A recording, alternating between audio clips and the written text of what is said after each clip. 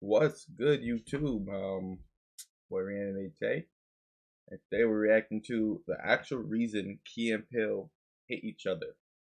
Now, I remember watching a lot of Key and Peele clips and whatnot. I never watched their show or anything like that, but I'm not gonna lie, there's been a resurgence of a lot of their clips hitting my Instagram reels and TikTok timeline. So let's check this out. And think about some of the duos that made up your childhood. You know, Bert and Ernie, Patrick and SpongeBob, hell, even Ben and Jerry. Right up there with those names is Key and Peele. Key and Peele was one of the greatest shows in the world. Two ultra successful, ultra funny, and ultra creative black men took on sketch comedy by storm. And then one day it just stopped. From that moment, Jordan Peele shot off into the stars with movies like Get Out and Us. And he is basically dominating the horror genre, seen as one of the best black directors that we have right now. Now, I don't want to underscore what Keegan-Michael Key is doing right now. He is successful in his own right, but for whatever reason, they're not together anymore. So, this is a story about open secrets in Hollywood and people who don't warn you about things and finding out the hard way. You see, Keegan-Michael Key should have been standing next to Jordan Peele as he was accepting all of these awards. Hell, they should have been collaborating on future endeavors together. But right now, Jordan is becoming an Oscar-winning filmmaker, and Keegan? Question mark around him. Why aren't we seeing him in the movies? That's the thing too. I never knew they actually broke up. Like I figured they just stopped, and if anything, I thought it was more like just a thing where he probably worked in the back, like behind the scenes type. Yeah, I know Jordan Peele when he went over to start making Us and Get Out. When I didn't watch not one of those movies, I just know about it. But I figured he was still like had a hand in that production by some means. But I think he just took more so of a back seat than being in the limelight with the camera and all that stuff. But why do we not see him around his brother as he is growing into his own success and fame? Hell, based off of what Keegan-Michael Key told people, why don't they see each other anymore? Now, based off of one comedian's viral story, it seems as though we have insight, and it all links back to that old ball and chain. That's right, apparently Keegan-Michael Key's wife became the thing that split a rift between the two of these successful black men. And this is not the only time in which a wife was skewing how a man goes about making his success and being creative and seeking future endeavors in the creative sphere. Sometimes the person closest to you can affect your life. They affect you. Yo, am I tripping, bro? Or does she kind of look like the shorty from Nah, maybe I'm tripping. Stormfront, bro. There we go. Am I tripping? I don't know if I might be tripping, but she kind of looks like her. Maybe it's the face shape. I don't know. I see similarities. Maybe I'm tripping though. Let me know in the comments. The creative sphere. Sometimes the person closest to you can affect your life. They affect your career, your relationships, and the way that the world explains your wasted potential. It's sad to say that the one that you say I do to will be the one to do you in. If you knew this and you haven't already, please hit that subscribe button. It's gonna go a long, long way for the channel. Become a part of my family and don't hold me back from collaborations in the future. Now, back into the video. Akilah Hughes is her name and comedy is her game. She told the viral Lock and Banana story, which turned out to be the answer to the greatest mystery as to why we don't see Key and Peele going into the future and creating more content with one another. I think that people may be forgetting this was Comedy Central's most successful show since Dave Chappelle. These two black comedians that came up from Mad TV were seen anywhere and everywhere, and they were at the lunch tables, they were at the barbershops, they were in all types of conversations because they were just funny as hell. But when the show ended and we saw major blockbusters like Get Out and Us and Nope, we only saw one of the dynamic duo, and everybody and their mother was Googling and trying to figure out why and what happened. I've got the answer though. You may not like it. And so one of those friends said, hey, I've got a great person to give you this opportunity. He is, and I don't think this is too shady, I think it's true, the less successful half of a comedy duo that was prolific in the 2010s. Perhaps, you know, I think their code names could be Lock and Banana. Now I want to lay down some ground rules. Lock is Keegan-Michael Key. She's mad shady for that. That's funny though. And Banana is Jordan Peele. There, it's out there. She uses code names because I'm pretty sure she might find herself in some legal situations, but trust me, this woman has a very solid background. She's a writer and a comedian who was around Comedy Central and MTV during the time. She's familiar with both of them, have worked with both of them extensively, and she is giving her firsthand accounts as to why they broke up and where everything went wrong. Now, according to Akilah, she was developing a comedy show, and Locke, Keegan-Michael Key, was supposed to be a part of the pilot. And even greater than that, he was was supposed to be something and a name that opened doors for her to have this be flooded out into the masses and, you know, have her show have an opportunity to see daylight. Locke is gonna use his name to carry you to the forefront of pop culture. And so we came up with a pitch. It's important to know this because what she's saying is that if Locke in this situation is supposed to be the door opener, then the person closest to him was the one that actually closed said door. This, my friend, is where we find out who basically destroyed our comedy duo for the next couple of years. The duo that was supposed to make a bunch of movies, the duo that was supposed to entertain us for years to come. This is where we find out that the person who was stopping all of these new endeavors between Locke and Banana was Locke's wife. And so my agent at the time calls me and she goes, how is pitching going? How do people feel about Locke? And I'm like, oh my God, they love him. Everybody loves Locke. And she's like, that's great, that's great. How do they feel about his wife, who is now somehow the executive producer on my show? And I'm like, you know, I hadn't really thought about it. I don't think people like her very much. And she's like, yeah, that's what I'm hearing. And I'm like, okay, so like, are you saying like we're not gonna be able to sell this? Or she's like, people like you and they like Locke. It'll come together. And so I forgive this sort of moment. You know, that should have been the red flag. I was like, no, because it's more important to have a celebrity attached. Now, I'm gonna give people a warning here. If somebody is I just want to interject real quick. I'm not trying to get biblical with y'all. I'm not the guy for that. But there is something about it. Talk about being evil and yoked. You feel me? You can't just be dating anybody now. You can't get married to anybody. They gotta see the vision. They gotta be in alignment. If she ain't see the vision he had, I'm gonna say is no wonder why it failed. to attach their name to a project that they have no real involvement in. And I think that that's where you should put a pause and where you should stop. And even if that doesn't make you stop, then people calling you and asking you, well, how do others feel about so-and-so being involved in whatever project you have going on? Or how do people feel about so-and-so just in general? Somebody that doesn't have any involvement explicitly, that should also be a very big flag for you. But I know that Akilah is riding high on this thing. She has somebody who is famous tied to her project. But as she walked around with these rose-tinted glasses about this situation, she didn't realize the power and influence that a wife can have on a situation. And she also didn't recognize how bad of a name this person already had. It got to the point where Banana, Peele, in this situation. Bro, you see how many times, like, I don't know if y'all observe this, seen this in your life, where when your boys get a relationship, or even when your homegirls get a relationship, they act brand new. Like, got whoever the significant others is, got them acting different. Bro, that's in a freaking middle school, high school, college setting. Not even like the big leagues, you know, marriage, engaged, you know, nothing like that. So if they have a lot of pull on you back then, at ages when things don't even matter, when you're older, like, bro, I'm not gonna lie. And also, I do want to say, I'm listening to this video, but I'm taking it with a grain of salt because we don't know the facts for anything. We're hearing this anecdotal story. It could be fabricated to some degree. I don't know. I'm not saying it is. I'm not saying it's not. I just don't know. So it's purely for entertainment. His wife called her, warning her. That's his wife? Yo, everybody dating the milk. What's going on?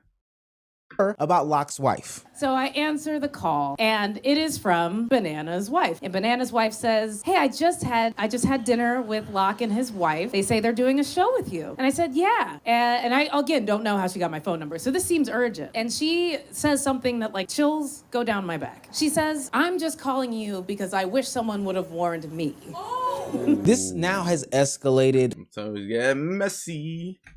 From workplace tension to something much, much deeper and much, much darker. Now, again, I gotta confirm something because it's a little interesting. Hold on. Key and Peele Nazi. That's insane. Let's see. Jordan Peele's wife. Is that actually his wife? That actually his wife. Let's see.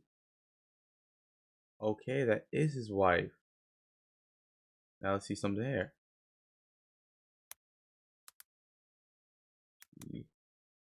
I'm typing key wife. Notice this. Now, I'm not being a conspiracy theorist, but when these two brothers was united and not a relationship, they were solid. They both want to get some milk. Crashing down. I'm telling you, this is a government planned agenda. They don't want to see us united, man. All I'm saying. These are all I'm allegations, trolling. so please, Locke, you and I'm your wife, do trolling. not come after me for any of this. But what Akilah is basically saying that she is the last one to the party. You know, the party where everybody knows the end result. They've already seen the cake. They've already seen the gifts. Last one to the movie. They've already seen the conclusion, and you are just now getting there. She's saying that people know how impactful and effective that Locke's wife can be, and you need to run ASAP. She does about an hour of a monologue at me about how, you know, she thinks that his wife is like Phil Hartman's wife, that she wouldn't trust her to hold a baby, that she once poured alcohol on her birthday cake and this person is sober. And she says there's no accounting for how much money she's cost that black man. The point isn't that just Banana's wife doesn't like Locke's wife. The point is that she is dangerous. She's unstable, she's unpredictable, and she can cost a lot of dollars and cents. We don't know how much money that woman has cost that black man. That's a crazy statement. And especially if I was going into some sort of business relationship when it comes to dealing with the most famous comedic duo in the world, or at least half of them, I would be very, very weary about having that person that is described as Phil Hartman and unstable and all these other things like that. I would want to stay away from them as much as possible. Now, earlier in the video, I mentioned how somebody so close to you can do so much harm, even if they're not involved in the project. Well,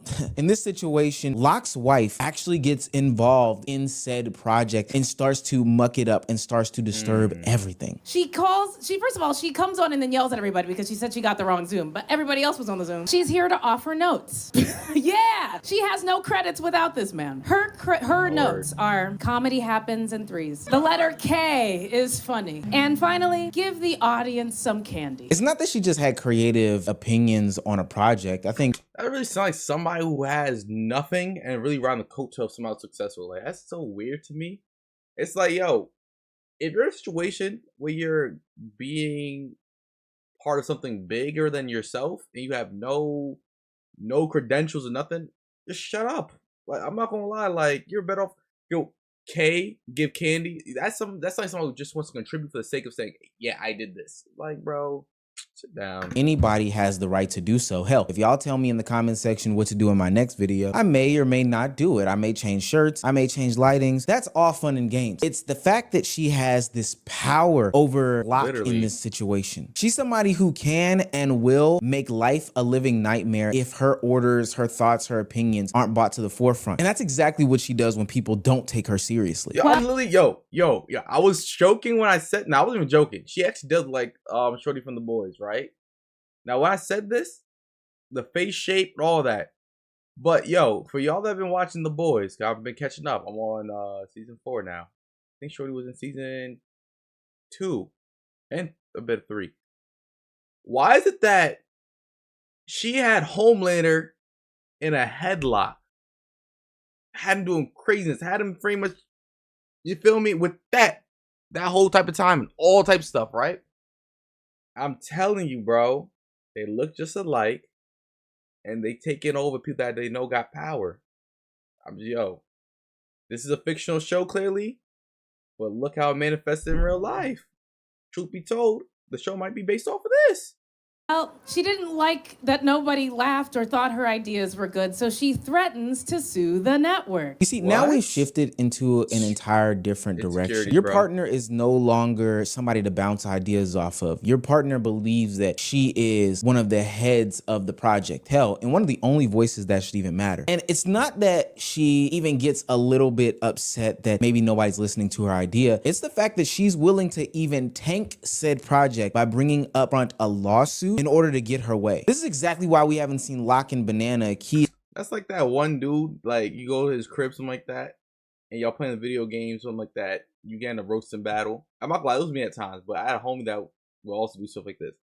Yeah, you can't do this now. You can't do this just because you're in their home and they're mad at the fact that you can't freaking roast back, or like, just because they have the upper hand in something they don't like something you're doing is a no-go. That's what she sounds like. She sounds like a child. I ain't gonna lie. This sounds like some real immature type timing. I ain't gonna lie. and Peele do any sorts of future endeavors. If your wife can turn some sort of disagreement that we have creatively into something that is totally like unnecessary, like a lawsuit, why would I want to work with you? You might be the best person in the world. You might be my creative soulmate. But if you are tethered to a headache, then I think that I wouldn't want to deal with you. But you're probably asking, okay, Omar, it can't be that serious. You know, maybe if they decide to figure things out, or, you know, maybe if they come to some sort of agreement, then hey, they can move forward with this. But it doesn't just work like that. Apparently things got so bad with the company and Locke and his wife that the company decided they were just gonna pay them outright to no longer be a part of the project. They didn't want to deal with the headache anymore. They cut the losses. But the problem with that is that when they severed ties with Locke and his wife, they retained Akila's IP. We're no longer in pre-production. Hey. We're waiting around. The thing I quit my dream. Okay. I said A, because that disconnect, right? They did not work with, I'm about to say Locke, Key and his wife no more. Great, cool. And honestly, I feel bad for Key because recently, like, his wife he might be whipped. That's all I'm gonna say. I'm not talking about that. But because she dissociated from them and she still got her contract going, what we're about here next will be one of two things. Either it's really good for her because now she has connection and we got her foot into the door and got a solidified contract, or two, they're gonna utilize it horribly wrong and try to leverage that against her to do whatever kind of bit they want her to do. I'm inclined to think the first. Job 4 is on hold. And they get back to us after a month and they say, hey, we paid them off the project, but you have to write a whole new pilot. And I'm like, at this point, well, fuck. Like, these are all our best ideas. And also, like, they're like, one day you can perform that for the internet, but like, we own the TV rights to that. The reason why this is such a big blow is because if anybody's ever kept up with media or entertainment or hell have worked on a project, getting close to that deadline is extremely hard. Hell, even getting people to listen to you have an idea or an inkling of one is extremely hard in Hollywood. Akila was almost at the finish line and it got yanked from underneath her. We're talking about time, effort, money, energy, creativity. All these things no longer remain on her side. This is where the bigger question gets involved. It's no longer, why did Key not want to work with Jordan? But it's more so, did people stop working with him because it comes with all of this? Think about if we didn't Get Out or Us or Nope because it was delayed at the cutting room floor because comedy comes in threes, because we got to give the audience a piece of candy or some other dumbass shit that has nothing to do with the creative process, but because you want to be seen. People don't want to have to deal with that. And literally, this is exactly, I'm telling you, bro, that's like when people got nothing going for them and they get on the coattail somehow successful. This is actually a good freeze frame. This is a good freeze frame. Normally it'd be bad freeze frame when people stop the videos. It's not bad. But anyway, it's like you want to have success some way. Like, you want your presence to be known other than just like, I'm this person's significant other, I'm this person's wife, this person's husband. You want to be known for greatness as well. But once again, if you want to do nothing great to begin with, how that's going to be known? Where's your paperwork at? Where's your credential? What did you do? You feel me? You can't just be like, oh yeah, this is my husband. Hey, I wrote my name right here too, because I said, give him some candy. Like, no, bro. I don't know. It really comes to insecure stuff, bro. Like I said, evenly yoked. If you're going to be this kind of dynamic, this kind of relationship, you got to be okay with where you at. That's it. And accept what comes with that. If bro's in movies with other people, whatnot, and you might not like, oh, hey, he's with this girl, you signed up for that. You should know what you're getting yourself into before you signed the papers and got married. exactly why Akila's final words on the matter went viral. What can be said? Locke, he's still playing, you know, I don't know, a frog in a movie. He never gets to be himself in public, and his partner has won Oscars. And everyone knows that his wife has ruined his career. It is diminishing returns. He's doing insurance commercials where there are other celebrities in it who are playing themselves, and he is playing a guy with a guitar. Akila claims that Locke's partner has won Oscars. Was it a comedy show? Because she was roasting that. Like, I don't see the humor in what she's saying for her. I ain't gonna lie. It at least sounded like she just came on there just to really violate. I ain't gonna lie to you. Like, obviously not like be crazily malicious with it, but if this is a comedy set, I ain't laughing at her jokes. I ain't gonna lie. That Locke never gets to be himself in public, and everybody, and I do mean everybody, knows this is why his career is dead. This is the story that the internet ran with. Now, according to TMZ and Keegan-Michael Key's team and his wife, his team being his wife, they vehemently deny the story. They say that it's outlandish. I'm accept trash and Keegan-Michael Key's wife is outlandish fabrication. So, see, I knew they were gonna say something like this. That's why I said it all may be fake. We do not know. Am I inclined to believe her? Eh, 70-30. That's where I'm leaning. They say that it's fabricated, that none of it is true. But I'm gonna call cap. That one sentence that Akilah said gave a simple answer to a complex mystery. Maybe you just had to be there, but before the story, Key's career looked mad confusing. I'm telling you, these people were at the top of their game, the height of their heights, and were only projected to go upward. Hell, Key and Peele's show from Comedy Central still pulls millions of views to this day on TikTok, just rehashing clips and rehashing clips. And Jordan Peele has made himself into a household name and now has the ability to attach his name to big name projects, which only few directors can do, and have them be the lead, even greater than him and Ryan Coogler, bro. They are doing their thug dizzle. Actors that are a part of the project. And so after the story, the internet gets their explanation. Maybe the relationship around him made the collaboration harder than it needed to be. It's not proven by any means, but once the internet runs with the narrative, it becomes completely believable. Every missed Peele movie becomes evidence. Every questionable or failed project becomes a clue. And it's not like we haven't seen this before. Every wife narrative or every partner narrative around a person's career, when they start to go down this questionable twist and turn, is a tale as old as time. You see, because once your partner starts to become the explanation for all these things, then your career is no longer judged on your work alone. Recently, Akash Singh from the Flagrant podcast. Ah, man. Yo, this dude, he's sitting in that corner room in that chair, you feel me? He's in the hotel room sitting in that corner chair, that's all I'm gonna say. So we know from various videos that have been done on this platform, had been getting murked on the internet, stepped away from the Flagrant podcast. As I'm sure you guys are aware, boy Akash, he really went through it earlier this year, showed amazing resilience and, you know, selling out Radio City recently, setting records in Toronto, just crushing stand-up around the globe. But the experience has put things in perspective for him. And he has made the decision to focus all of his energy on stand-up. He is going to be stepping away from the pod. Now, Akash could have stepped away for many reasons. 9 years on a job. I don't think that's the reason, bro. I think he was getting flamed too much on the internet, and his wife was not making it any better because she kept adding and perpetuating the whole situation by saying, "Oh yeah, I miss being in college. I miss this." Nah. I think he was trying to make jokes out of his life and try to like make it seem like he was a bigger man. He don't really care. It's that I'm a comedian, so nothing bothers me. It was bothering him a lot. That's why I believe.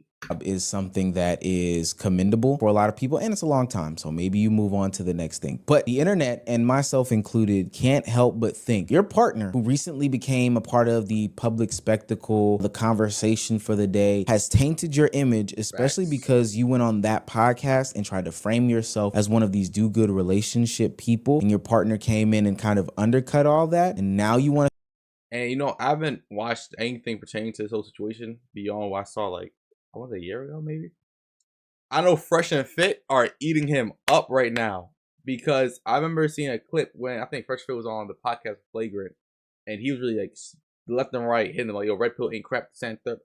I agree, but now because the man advocating against it is also in a horrible situation that you try to make seem was a great situation. It's like it seems like a fraud. I ain't gonna lie, it seemed like a fraud. Step away from the limelight. It all seems so coincidental, right? The move could be more professional. The reason officially could even be true, but that does not mean that the pieces won't be put together for this puzzle. The conversation shifts from, are you still funny? Are you still creative? Is this person breaking out, or all these other things? It starts to become, well, how is your wife affecting the dynamic between you and your audience? Is the relationship making you look weaker? Do people want to deal with you not because you're hard, but because of the baggage that you come with, i.e. your partner? So when Akash leaves Flagrant, people don't view it as some sort of isolation. They view it through the lens of the relationship story that has been told online, where his partner is hindering him and making him look weaker about his life. This is how the Akash story connects to the Jordan Peele and Michael Keegan story. They're not identical exactly, but because it shows how quickly your wife or your partner can be a part of your narrative. Once your partner becomes public baggage, then even your professional decisions can start to look more personal. Now, don't get me wrong. The point is not, oh, wives ruin careers. I think that point is lazy. The real point is back to what I said. If not evenly yoked, it's not going to go. If, once again, if your wife is like this and you're like this and you guys like just off of lust and looks and things like that and you start getting married off of that, it's not gonna go far. You're not in line with each other. The vision's not the same. Because I'm pretty sure if they hashed out everything from A to Z, either one, two things happen. Key is 100% okay with his life and his standing and everything. He don't care about what Omar's saying, what I gotta think. Which, you know, thanks to my 2 viewers or 6 viewers I think I had, they don't care what we gotta think. They don't care about what the internet gotta think because they're happy where they're at, right? I'm inclined not to believe that. If they had the conversation and they realize, oh no, this don't make sense. I don't want you acting like this. I don't want you acting like that. Boo, boo, boo, boo. It would have been good. Now, granted, some people put on a front and be like, yeah, this is okay and whatnot, blah, blah, and change up later. Cut that off. That's a cancer. I ain't gonna lie. I'd rather not. Okay, you rather go through therapy, see if that could work things out. If that doesn't, cut it off. End that marriage early. Get that divorce. Whatever you gotta do. And the reason why I say that is you wouldn't want to be in a situation with somebody for 10 years, 20 years, 30 years, 40 years, 50 years, your whole life miserable. You rather lose, if you get a prenup, you rather lose some bread early on for the sake of keeping your sanity, your peace. Money can always get brought back.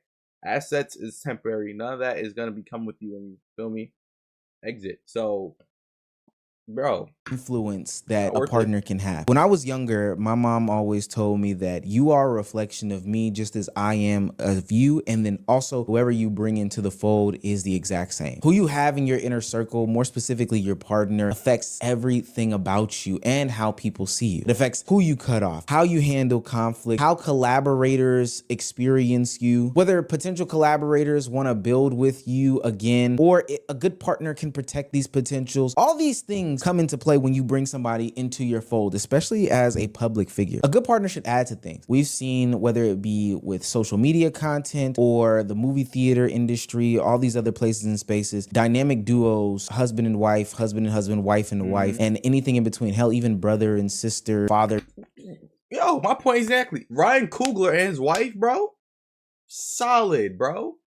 She supported him and everything like that. And when it came to the film, directing, all that, she said I believe in the interview when he got whatever he got, a Grammy, I don't know what Oscar, whatever it was, trophy, something for Sinners. She put money in, not for that project, but earlier on project. So it's like when the vision's the same, there's a lot of similarities. It's good. Daughter, father, son, all these different things. We've seen how those collaborations have birthed new and exciting ideas. But we've seen also in many situations where a partner can ruin everything for you, whether it be in allegedly the Keegan Michael Key and the Jordan Peele situation, whether it be in the Akash situation with his wife, hell, even in the Will Smith and Jada Pinkett Smith situation. Who you choose to say I do to and death do us part to can be the death of you. Sometimes a bad partner can make you into somebody who you were never supposed to be. I want you guys to. And I hope you guys enjoyed that video. You know, it's a pretty good video. I think it was very eye-opening, not just from the standpoint of Key and Peele situation, but just overall, who you dating, who you marrying. Don't let these trivial things be the reason why you get in marriage. Like, somebody looks good. No, that should not be the only reason. Looks like, no, it should be more than that. There should be substance, qualities that reflect who you are as a person, not just, oh yeah, I think I like this, or you let certain red flags slide by because you're trying to overlook this one green flag that's not really there. But yeah, it's been your boy Reanimate Tay. Hope you liked the video. I'll see y'all when I see y'all. Peace.